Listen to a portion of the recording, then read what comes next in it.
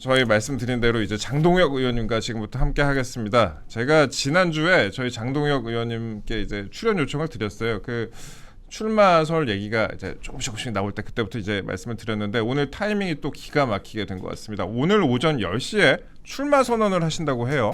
예, 의원님.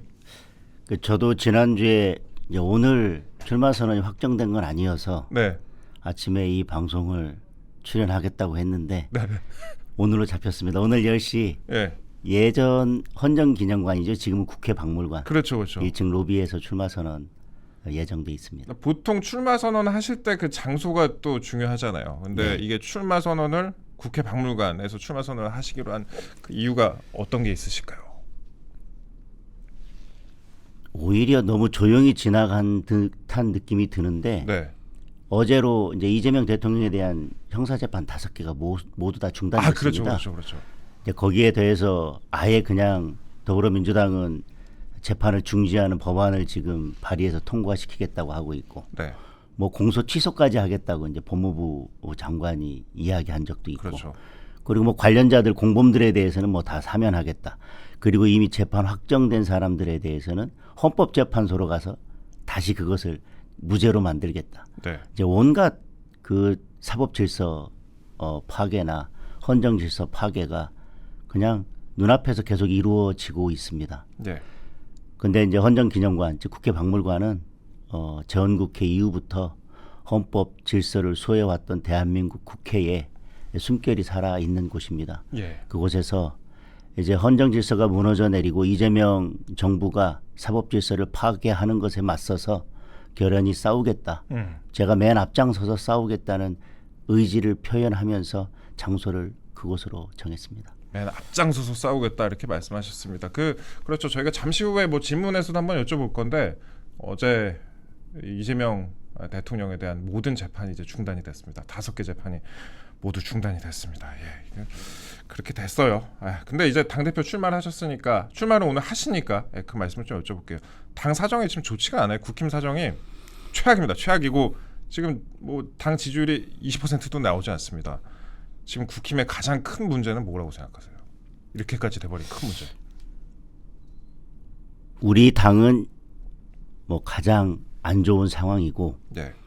더불어민주당의 의회 폭거나 이재명 정부의 헌정질서 파괴, 조금 전에 말씀드린 것처럼 그것은 뭐 대한민국 역사상 찾아보기 힘든데 문제는 우리 국민의힘 107명 의원이 똘똘 뭉쳐서 이재명 정부나 더불어민주당과 제대로 싸우고 있지 못하다고 하는 게 우리 지지자들의 마음이 떠난 네. 국민들도 우리 국민의힘에 마음을 주지 못하는 이유라고 생각합니다. 네. 개헌과 탄핵을 거치면서도 결국은 대선에서 저희들이 41% 득표를 했고 이재명 후보가 결국은 50%를 넘기지 못하고 대통령에 당선된 것은 그렇죠. 여전히 그 이재명 그 당시 후보에 대해서 견제하는 국민들의 마음, 그리고 국민의힘이 그래도 제대로 야당의 역할을 해서 정부 여당을 제대로 견제하라는 그런 의미였는데 그 역할을 제대로 하고 있지 못하기 때문에 네. 국민들이나 지지자들의 마음이 떠난 것이 저는 1차적으로 가장 큰 문제라고 생각합니다. 이게 어제 뭐 저희 방송에 출연한 다른 분들도 말씀하시는데 민주당 같은 경우에는 뭐 대변인이나 패널들이 나가서 얘기를 할 때도 이런 식으로 얘기를 하라고 메시지가 오고 그렇게 얘기를 안 하면은 왜 그런 식으로 얘기하냐고 약간 페널티도 좀 있는 것 같더라고요. 근데 그게 뭐 특정 뭐 원하는 방향으로 말을 해라가 아니라 그러니까 당에서 좀 관리가 된다라는 그런 느낌을 받는데 국힘 같은 경우에는 메시지도 다 다르게 나가고 이게 그런 관리가 더불어민주당 같은 경우에 이제 중요한 이슈가 있으면 예. 각 상임위에서 모든 의원들이 발언하는 내용이 거의 결을 같이 하고 있고 예. 어떤 의원이 한번 공격하면 다른 의원이 또 이어서 공격하고 반복해서 공격하고 그렇죠. 같은 내용을 대변인이나 또 이제 패널들도 내용을 똑같이 공유하면서 같은 방향으로 한 목소리로 공격을 하거나 방어를 합니다. 근데 저희 당은 이제 그런 시스템이 제대로 갖추어져 있지 않아서 네. 이제 그런 부분에 있어서도 저희들이 싸우는 데 있어서 전략이 부족한 것은 사실입니다. 메시지가 달라지니까요. 이게 좀 방향이 좀 여러 갈래로 갈리니까 좀 새는 거 아니냐 이런 그런 분석도 많이 있었습니다. 근데 일단 잠시 후에 출마 선언을 하시겠지만 오늘 여기서 출마 선언문 잠깐 맛배기 좀 보여주세요. 출사표를 던진 이 장동혁의 정신은 무엇이다? 뭐 실력 있는 정통 보수죠. 실력 있는 정통 보수. 예. 결국은 정당 정치는 각 정당이 서로 다른 정관과 정책을 가지고 그 당이 나가는 방향이 다르고 그 가치 위에서 선거를 통해서 권력을 획득하고 이제 국민의 삶을 국가를 그쪽 방향으로 운영하겠다는 거 아니겠습니까? 그렇죠. 그래서 그 방향이 명확해야 되는데 그런 보수 정당이 추구해야 될 명확한 가치 위에서 결국 우리 정통 보수 정당이 그래도 국민들로부터 그동안 인정받았던 것은 경제나 안보 여러 그 실생활 민생 이런 문제에 있어서 실력 있고 제대로 한다라는 평가를 받아왔었는데 네. 지금은 그 실력 있다 경제나 민생 문제에 있어서 늘 아젠다를 먼저 이끌고 가고 제대로 된 정책을 내놓는다 그런 평가에서 멀어져 있는 게 사실이지 않습니까? 맞아요. 네. 예, 그래서 국민의힘이 새롭게 바뀌려면 아까 말씀드린 것처럼 우선 야당이 됐기 때문에 네. 제대로 정부 여당과 싸우면서 정부 여당과 싸우려면 그냥 싸우는 게 아니라 결국 제대로 된 정책 대안과 아젠다를 제시하면서 싸워야 되지 않겠습니까? 네. 그래서 실력 있는 정통 보수 정당으로 거듭날 수 있게 만드는 것 이제 그게 제 출마 선언에 담길 내용이라고 보여집니다. 실력 있는 정통 보수 이거 강조하셨습니다. 이따 출마 선언문 잠시 후 1시간 50분 있다가 발표가 될 것 같은데 그때 접하실 수 있을 것 같고요. 그것도 많이 관심 좀 부탁드리고요. 그런데 이제 제가 지금부터 약간 별로 안 좋은 얘기 한 3분 정도만 좀 드리겠습니다. 아, 괜찮습니다. 이게 안 다루려고 했는데 누가 좀 저격을 했어요. 어제 하루 전날에 예. 의원님 저격을 했습니다. 출마 선언 하루 전날에 윤희숙 혁신위원장이 이거 내부 총질이 아니라 그냥 내부에 수류탄을 까서 던지고 있다라고 강하게 수류탄을 까서 던지고 있다고 강하게 의원님을 비판을 한 것 같습니다. 어떻게 보셨어요?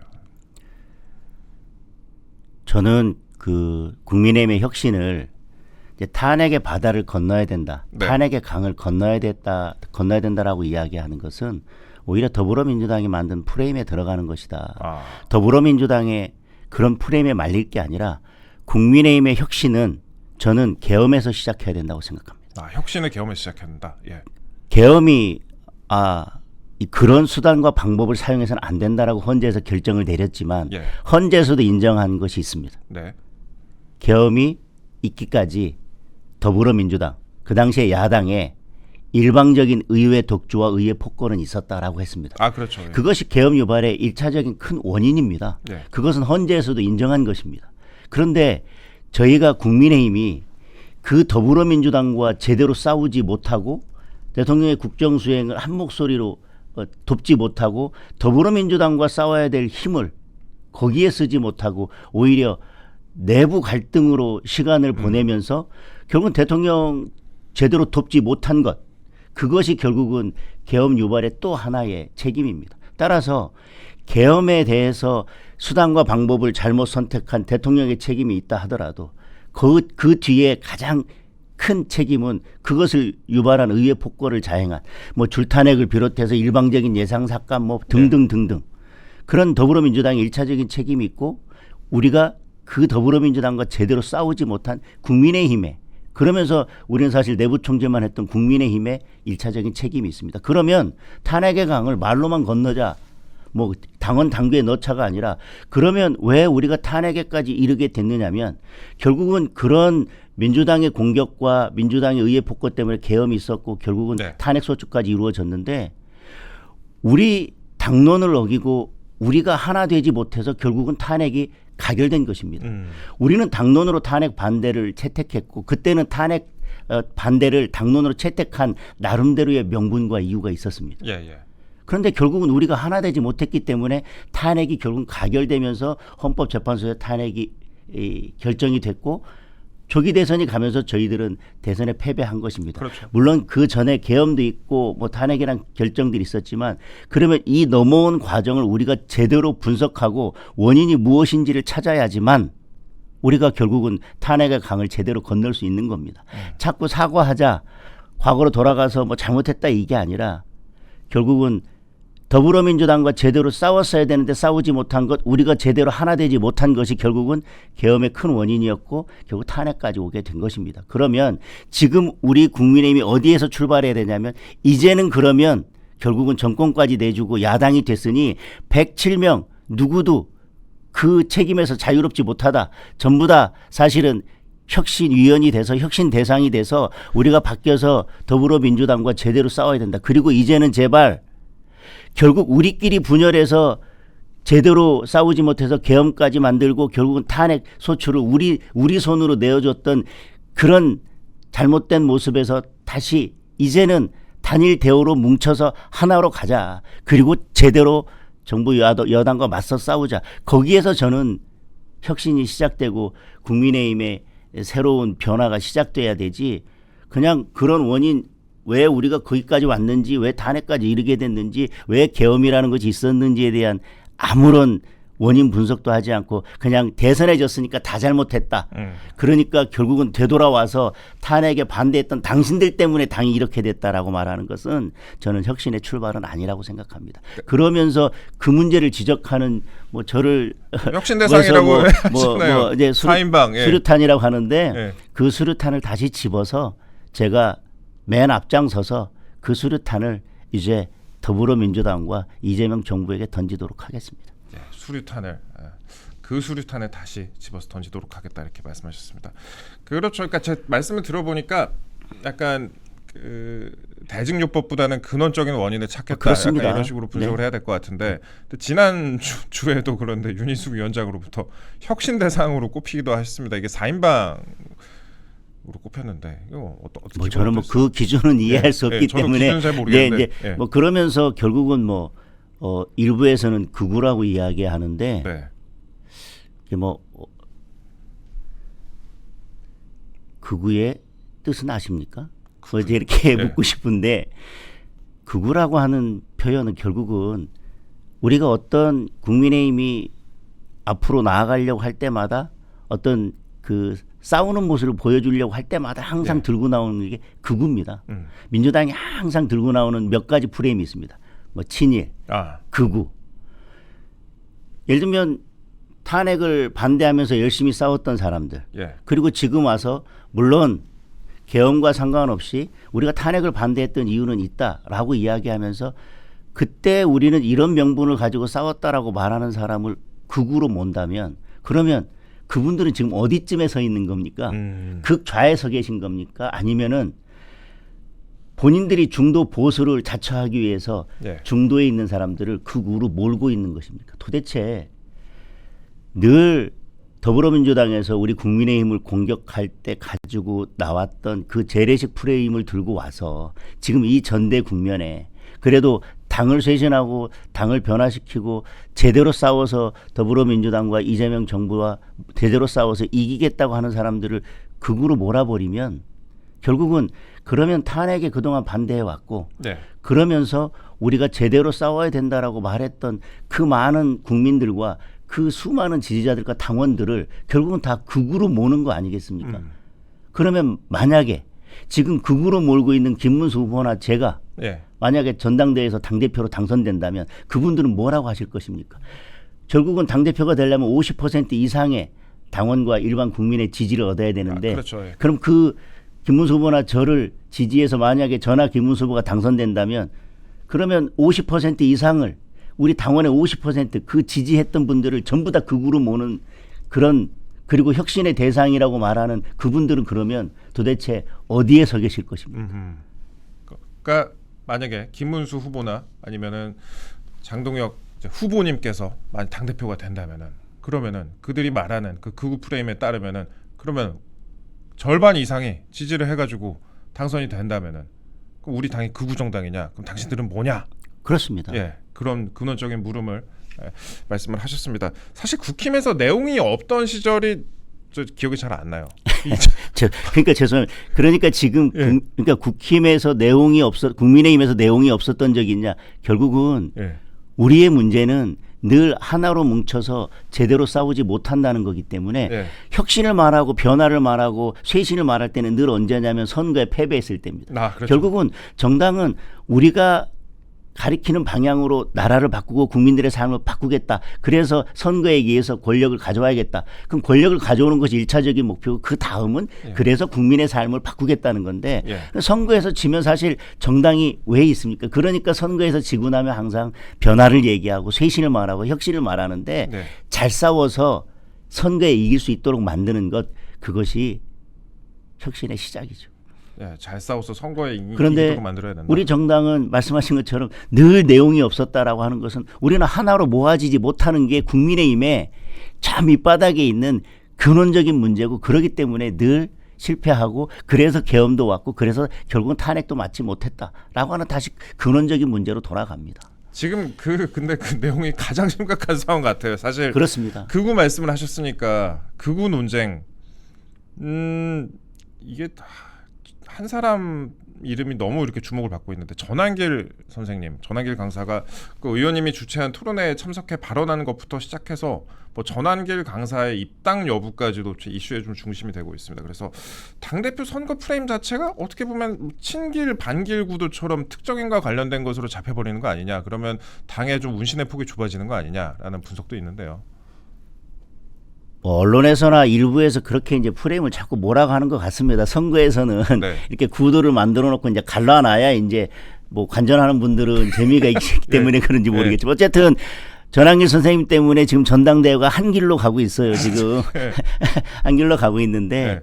제가 그에 대해서는 페이스북에 썼습니다. 페이스북에 썼는데 제가 그때 토론회를 주최했던 근본적인 목적은 그 당시에 국민의힘의 지지율 대선 때 41점 몇 %를 받았던 네. 국민의힘의 지지율이 17%, 뭐 19%까지 떨어졌던 상황입니다. 그러면 왜 민심이 떠나갔는지를 알아야 저는 혁신을 할 수 있다고 생각합니다. 물론 그런 떠나간 민심을 말씀하시는 분들 중에는 예. 국민의힘에서 공식적으로 받아들일 수 없는 부분들도 있고 저희들과 생각이 다른 부분도 있을 수 있다고 생각합니다. 그러나 그분들 한 분 한 분의 목소리가 결국은 왜 국민의힘에서 우리 지지자들의 마음이 떠나갔는지를 얘기해 주는 겁니다. 예. 그러면 그걸 잘 듣고 다만 어떤 것들은 받아들일 수 없다면 그분들을 설득하고 아니면 이제 대안을 제시해서 우리가 이런 방식으로 해결해 보겠습니다라고 이야기하고 같이 함께 가는 게 맞지. 대선 때는 그분들과 함께 가자고 하고 그분들이 우리를 적극 지지했는데 예. 그분들이 실망해서 떠났는데 우리하고 이제 지금은 생각은 맞지 않다고 우리 옆에 오지 마세요 하는 것은 저는 국민의힘이 그리고 정당이 해야 되는 모습은 아니라고 생각합니다. 네. 의원님이 아까 이제 혁신 말씀을 좀 하셨잖아요. 네. 혁신위가 지금 사실상 좌초가 됐어요. 뭐 사실상 네. 저희 끝났다고 봐야 될 것 같은데 당이 대선에서 졌으니까 어쨌든 간에 혁신을 하긴 해야 되는데 혁신의 방향, 노선 어떤 식으로 혁신을 해야 된다고 생각하세요? 저는 잘 싸우는 정당으로 만드는 게 혁신이라고 얘기해요. 그러면 결국은 예. 싸우지 않는 분들은 배지를 떼야죠. 싸우지 않는 사람 배치 떼라. 예. 그리고 그러면 그 빈자리를 채울 수 있는 제대로 싸울 수 있는 인재를 육성하는 것. 그런데 그 인재를 결국은 보수 정당인 국민의힘의 DNA가 충만한 사람들로 그걸 채우기 위해서는 교육 시스템도 만들고 새로 인재를 발굴해서 양성하는 시스템을 만들어야지만 예. 결국은 사람을 바꿔서 당의 체질을 바꿀 수 있는 거죠. 그냥 혁신한다고 하고 결국은 제대로 싸울 수 없는 사람이 계속 다시 들어온다면 네. 사람만 바뀌는 것이지 당은 바뀌지 않지 않습니까? 아, 그렇죠. 사람이 바뀌면서 당의 체질도 바꿀 수 있는 그런 인재 발굴, 양성 그리고 교육 시스템을 일단 만드는 것. 그리고 나서 그 발굴해서 양성한 분들이 우리 현실 정치에 들어와서 국민의힘에 들어와서 제대로 정치할 수 있도록 공천 시스템을 바꾸고 그분들이 그 선거에 당선될 수 있도록 진입 장벽을 대폭 낮추는 것. 예. 이제 그것이 결국은 이제 하나의 축이고요. 또 하나는 아까 말씀드렸지만 예전에는 더불어민주당에서 국민의힘의 여의도 연구원이나 정책 기능에 대해서 매우 사실 부러워했었습니다. 맞아요, 맞아요. 예. 근데 지금 그것이 역전됐지 않습니까? 맞아요. 그러니까 우리가 정책을 이끌고 가고 민생을 해결하는 제대로 된 실력 있는 정당이라고 하는 예전의 보수 정당의 그 실력 있는 정통 보수의 모습을 다시 회복하려면 정책과 전략 기능을 다시 회복시켜야 됩니다. 아까 말씀하신 것처럼 민주당은 모든 의원들이 패널까지도 똑같은 목소리를 내는 것은 전략을 세우고 프레임을 짜고 공격 포인트를 만들어서 공유하고 그렇죠. 그것을 한 방향으로 계속 밀고 간다라는 그런 전략이 있습니다. 선거만 하더라도 민주당은 오늘 선거가 끝나면 내일부터 다음 선거를 준비합니다. 지금도 벌써 지방선거 준비해서 뭐 장관 인사나 뭐 해수부 이전이나 모든 것들을 쫙 그쪽으로 예. 몰고 가고 있지 않습니까? 그러니까 전략과 그다음에 정책 이것을 제대로 끌고 갈 수 있는 실력 있는 정당으로 거듭나기 위해서는 당의 시스템도 여의도 연구원부터 시작해서 그런 전략과 정책 기능을 담당하는 이 시스템을 완전히 다시 되살려 놔야 된다. 그 두 가지 축이 저는 당 개혁, 혁신의 가장 중요한 두 축이라고 생각합니다. 그 시스템이 많이 무너지긴 했죠. 사실 그 민주당 같은 경우에는 선거 지면 그 다음 날부터 바로 그냥 준비하거든요. 이겨도 다음 날부터, 예. 저도 다음 날부터. 예. 근데 국힘은 그렇지 않은 상황이다. 그런데 이제부터 좀 많은 분들이 좀 궁금해하실 만한 얘기 같은데 서정욱 변호사가 이제 지난주에 말씀하신 내용이 당내 주류 의원들이 장동영 의원을 낙점했다. 다음 대표다라고 발언을 했습니다. 제가 기류를 봐도 좀 비슷한 기류들이 좀 있는 것 같긴 한데 저도 나름 취재를 하는데 당 주류들이 밀고 있는 후보다라는 분석이 많은데 이거 어떻게 동의하시는지 실제로 어떤 분들이 좀 뜻을 함께 하시는지 좀 궁금합니다. 뭐 많은 분들이 하고 계셔서 뭐 네. 어떤 분들이라고 할 것은 아니고요. 뭐 그걸 주류로 표현해야 되는지는 모르겠습니다. 다만 많은 분들이 좀 응원한다는 것을 주류라고 표현한 것 같습니다. 뭐 초재선 그리고 특히 이제 젊은 의원님들께서 뭔가 정말 당이 새로운 세대 교체와 정치 교체와 그리고 쇄신이 필요하다라고 그래서 지금 바꾸지 않으면 이제 국민의힘은 정말 다음이 없을 수도 있다라고 하는 절박한 위기감을 느끼는 이제 초재선 의원님들이나 이런 그 젊은 소장파 의원님들 예. 그런 분들이 많이 이제 응원을 해주고 계시고요. 또 뭐 이렇게 오히려 다선 의원님들은 네. 반반인 것 같아요. 네. 당이 너무 어려우니까 지금은 좀 뭔가 이렇게 좀 뭔가 채우고 좀 공부도 하고 좀 하면서 이제 당을 위해서 좀 이제 더 싸우다가 뭐 다음에 출마하는 게 어떠냐 이렇게 말씀 주시는 분들도 있고 네. 또 반은 그래도 당이 너무 어려우니까 지금 뭔가 하지 않으면 우리 당은 이제 더 이상 수습할 수 없는 지경에 이를 수도 있겠다라고 생각하시는 또 다선 의원님들, 중진 의원님들께서는 또 이번에 출마를 권유하고 계셔서 네. 당의 많은 의원님들께서 이렇게 그런 응원을 해주고 계시기 때문에 그냥 주류 이렇게 표현한 것 같습니다. 네. 그 주류가 뭔지 저도 잘 모르겠어요. 근데 주류라고 하니까. 아마 이제 네. 뭐 이렇게 우리 기자분들 이렇게 취재해본 분들은 뭐 네. 딱히 뭐 어떤 뭐라고 할 거 없이 그냥 다양하게 많은 분들께서 네. 뭐 이렇게 변화와 쇄신 뭔가 좀 당이 바뀌었으면 좋겠다라는 열망을 가진 의원님들께서 지지하고 있는 걸 아마 취재를 해보시면 느낄 거고 그것을 뭐 어떤 뭐 이렇게 묶어가지고 어떤 뭐 어따 이렇게 말하기는 어려울 것 같습니다. 그 지금 의원님이 이제 당 대표 후보로 나가신다고 오늘 출마 선언을 하기로 하셨는데 이게 대표를 뽑으면 최고위원도 뽑잖아요. 네. 뭐 초재선 아까 얘기도 하시고 뭐 젊은 분들 얘기도 많이 하셨는데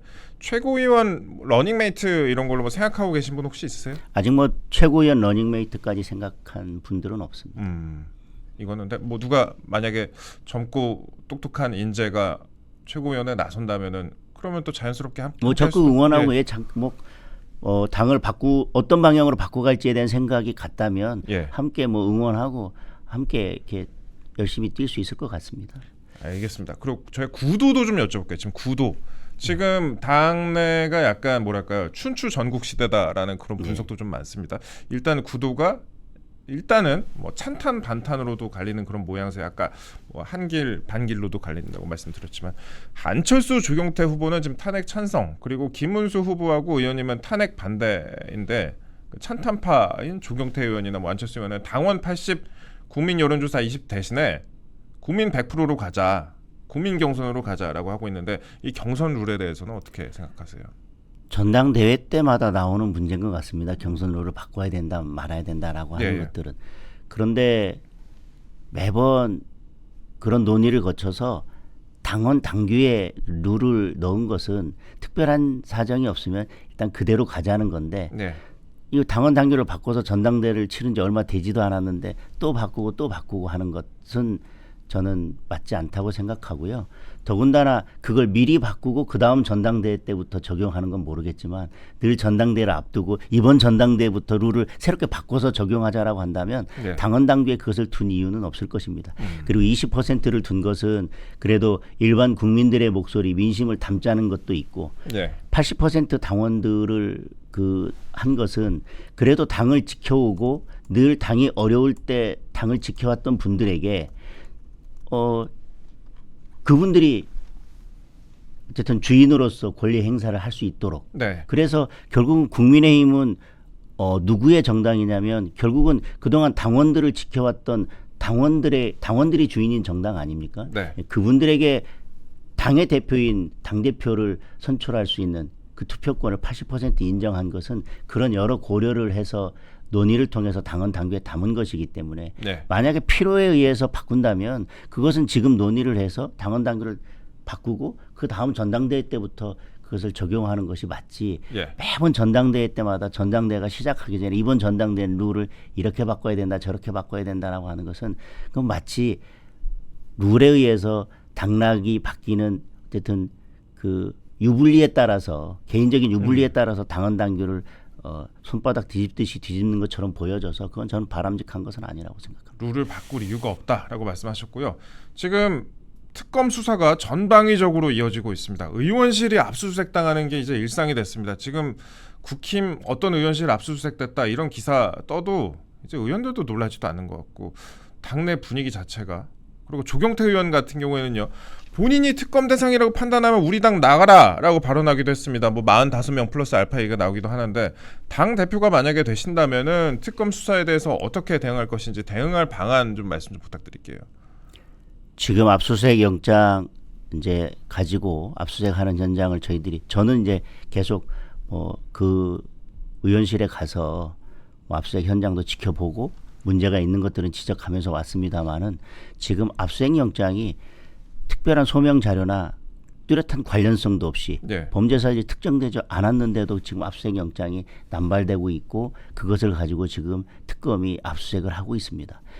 그리고 많은 분들이 지금 특검의 이런 압수수색이나 특검의 수사가 너무 과하다. 그리고 결국은 야당 탄압이다라고 생각하실 텐데 지금 우리 107명 의원 모두는 이게 어떤 프레임에서 오는지를 알고 있지 않습니까? 네. 여당인데도 왜 여당이 특검을 하고 있을까? 본래 여당은 특검을 잘 하지 않습니다. 원칙적으로 여당이 그렇죠. 검찰을 장악하고 있기 때문에 네. 야당이 특검을 해야자고 하는데 여당이 지금 특검을 하자고 하면서 이제 그것을 계속 브리핑하고 뭐 수사 상황을 언론에 이제 흘리고 하는데 결국은 이 특검을 가지고 내년 지방선거를 치러내자는 거 아닙니까? 네. 그리고 특검에서 어떻게든 무리하게 수사해서 위헌정당으로 가서 다음 총선은 위헌정당으로 결국은 계속 선거를 끌고 가겠다고 하는 그런 작전인데 우리 당을 대표해서 당대표를 하겠다는 분이 우리 결국은 107명 국회의원들을 같이 지키고 하나로 뭉쳐서 싸워야 되는데 내가 특검 대상이라고 생각하면 나가라?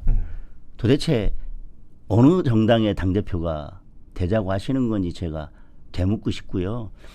제가 이 그 새로운 원내 지도부나 이 그 비대위가 들어오면서부터 계속 주장을 했습니다. 그냥 명목상의 TF가 아니라 제대로 활동할 수 있는 그리고 외부 변호사도 네. 참여해서 당내 의원들과 여러 사람들이 참여하는 TF를 구성해서 거기에서 제대로 대응하고 실질적으로 상근하면서 대응할 수 있는 분들이 그 TF에 들어와야 된다라고 계속 주장을 해왔었습니다.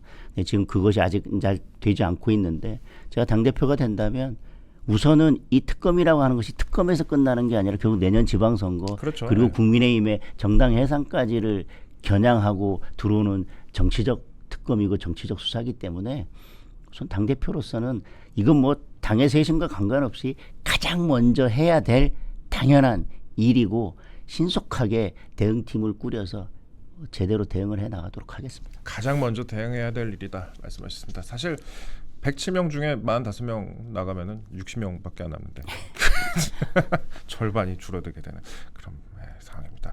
저 조금만 더 말씀 여쭤볼게요. 그 지금 인사 논란 이미 이진숙 후보자는 지금 낙마를 했고요. 강선우 후보자는 임명을 강행할 것이다라는 관측이 많이 나옵니다. 청문 보고서 재송부 요청을 했죠. 어제 요청을 했는데 이 일련의 사태에 대해서 어떻게 좀 생각하세요? 최근에 이제 여당 예. 그러니까 정부와 이제 여당 지지율이 조금씩 이제 하락하죠. 예, 여론조사가 나오고 있는데 결국 이런 영향이 크다고 생각합니다. 강선우 후보자는 저는 이진숙 후보자보다도 사실 더 심각한 흠결을 가지고 있다고 생각합니다. 그런데 현직 국회의원이라는 이유로 이걸 강행한다면 결국은 지금 이 민심이 조금씩 돌아서고 있는 이 추세는 저는 훨씬 더 가속도가 붙을 거라고 생각합니다. 예. 그런데 대통령 그리고 국무총리 이분들의 도덕성 기준이 결국은 다른 국무위원의 도덕성 기준이 되고 있기 때문에 결국은 강선호 후보자에 대해서도 아무 조치를 못하고 있는 거 아니냐라고 하는 국민들의 자조 섞인 비판이 나오고 있지 않습니까? 저는 그런 걸 보면 저는 이재명 대통령이 이 강선호 후보자 한 명을 어떻게 처리하고 어떻게 결단하는지에 따라서 저는 이재명 정부의 초기에 어쨌든 국정 운영 동력의 모든 것이 저는 달려 있다고 생각합니다. 예, 알겠습니다. 법관 출신이시니까요. 이 말씀까지도 여쭙겠습니다. 이재명 대통령 관련돼서 이제 대북송금 재판까지 5개 재판이 다 연기가 됐습니다. 모든 재판이 다 중단이 됐습니다. 여기 이제 공소 취소까지 나설 것이다라는 관측이 나오는데 이거는 어떻게 보십니까? 대선 기간 중에 여론조사를 한 거 보면 60% 넘는 국민들께서 대통령이 되더라도 재판은 계속돼야 된다. 그렇죠. 라고 말씀을 주셨습니다. 그런데 법원이 알아서 누워버렸습니다. 그냥 벌써 이제 모든 재판이 다 중단됐습니다. 그런데 거기에 더해서 민주당은 이 모든 기소가 잘못된 거거나 아니면 재판이 중단됐다는 것은 재판권이 없다는 거나 마찬가지니까 그럼 공소를 취소해버리겠다. 이렇게 지금 주장을 하고 있고요. 근데 문제는 재판이 중단됐지만 이제 임기 끝나고 나면 재판을 받아야 될 텐데 그렇죠. 이미 이화영 전 부지사나 이런 분들은 판결이 확정됐고 거기에 사실은 공범으로 공소장에 적시돼 있었기 때문에 사실 이거 어떻게 할 방법이 없으니까 그거를 이제 헌법재판소로 가서 어떻게든 무죄로 만들어 보려고 하고 지금 남은 다른 대장동 사건이나 이런 것들은 재판이 돼도 이걸 무죄로 만들기 위해서 대법관을 30명으로 늘려서 4사람으로 채워서 어떻게든 이걸 다 무죄로 만들겠다는 거 아닙니까? 그리고 이제 그분들이 이제 공범이니까 어쨌든 입을 열까봐 얼른 또 다 사면을 해줄 수 있도록 그런 관련 법을 다 지금 만들고 있고요.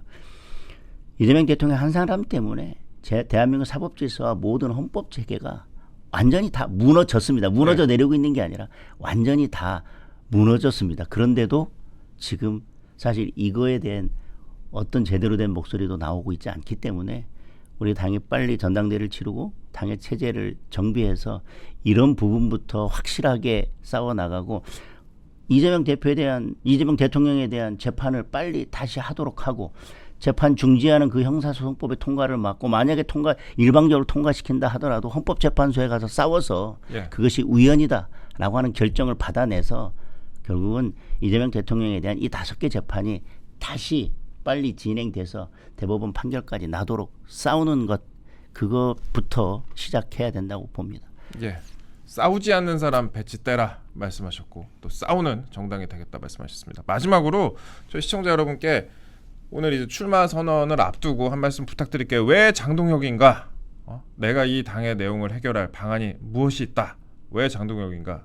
한 말씀 부탁드리겠습니다. 지금 우리 이제 보수 정당이 나아가야 될 방향에 대해서 다시 정립하고 도대체 보수가 안고 가야 되는 가치가 무엇인가? 그 바탕 위에서 보수 정당을 새롭게 세우는 변화와 혁신이 필요하고요. 정책과 전략을 가지고 미래 전략을 가지고 국민의힘을 앞으로 이제 끌고 나가야 되는 절체절명. 그걸 감당할 수 있는 이제 새로운 리더, 새로운 당 대표가 나와야지만 이제 국민의힘이 다시 일어설 수 있고 다음 지방선거와 총선에서 승리할 수 있습니다. 그런 보수의 가치나 변화와 혁신 그리고 보수 정당의 미래 그 모든 것 그리고 우리 보수가 지켜야 될 품격 그 모든 것이 장동혁에게 있다. 제가 끌고 가겠습니다.